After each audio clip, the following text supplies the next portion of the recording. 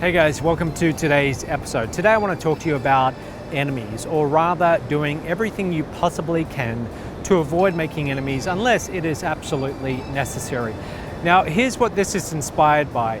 I'm now in my young 30s, and all throughout my 20s I was very intensely building my career, building my business, interacting with a lot of people. I had competitors, I had a lot of staff, I had a lot of things going on.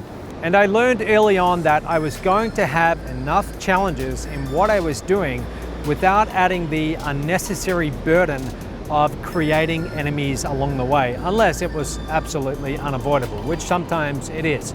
This lesson applies to anyone, but I'm particularly talking to you if you are really ambitious in your career. Let's say you have a job and your goal is to rise to the top of that organization or your field, and you want to do really well.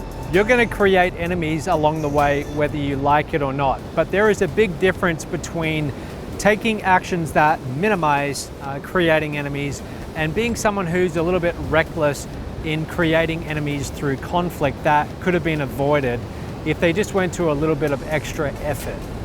I'm sure you know people like that. People who, wherever they go, they walk into a room and very quickly they're able to get on the wrong side of other people. And on the opposite end of that, I'm sure you know people who they'll go into a room, they'll go into a new job, and within their first week, they made friends with everyone. They've just got that natural gift of being able to get on people's good side, which is an incredible talent. I certainly don't have that. I wish I did. But when I see that, I really admire it. What I found is that most situations where there's conflict and the result is two people end up hating each other or working against each other, most of those situations could have been avoided. And when you find yourself in those situations, it's all about doing everything you can to not let emotions take control. And if the other person does something you don't like, going out of your way to avoid it turning into a conflict unless it's absolutely necessary. Now I know there's situations where sometimes it is going to become a conflict. Sometimes you do have to speak up because what has been done, in your view, it's just not right. You've got to say something. But too many people let their emotions get out of control and they say or do things in the moment which creates a completely unnecessary conflict. Here's what I do. If I'm interacting with someone and let's say I paid them for something or we're working together, it could be in a job, it could be wherever. And if they do something that I don't like and it really bothers me and I have a choice of whether I'm going to work with this person long term or not, it's always to my advantage and to yours to just cease the relationship but end it on good terms. Because it's never to your advantage if your enemy knows that you consider them an enemy. There's a lot of people that I'm not on good terms with who don't exactly know that, and I like to keep it that way. Why? Because again, I've learned the lesson that you're going to have enough challenges along the way without creating additional enemies that you don't need. And often what happens is someone in their pride, with their ego, they want to be right and they're willing to create a conflict, an enemy, in a situation where it's just not even necessary. There's the battle and there's the war. And a lot of people, they focus on the short-term battle. They want to be able to say that they were right. They want to be able to protect their pride, their ego.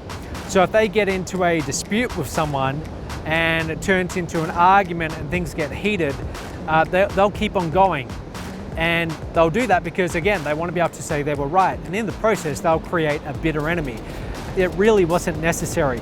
They focus on the battle, but they lose the war. Somewhere down the line, they get revenge, they get retribution. And it was all because of some moment in the past where a person wanted to be right, where they put their ego first and they created an unnecessary enemy. The advice I always like to remember was told to Warren Buffett by one of the CEOs of a company that he invests in. But the advice was, you can always tell them to go to hell tomorrow. That was the advice Warren Buffett got, and he considers that some of the best advice he ever got. What it means is if you get into an argument with someone and your emotions start to take over and you're about to say things or do things which you can't reverse and in the process create a bitter enemy, the best thing is always to just let it sit for at least 24 hours. Let the emotions cool down before you do something that you can't undo. and you'll often find the next day you're able to resolve things in a way that doesn't create a bitter enemy. So just remember this, you're going to have enough problems and challenges along the way in your career without adding the unnecessary burden of creating enemies where you don't really need to in the first place. That's my advice for today. I'll see you tomorrow.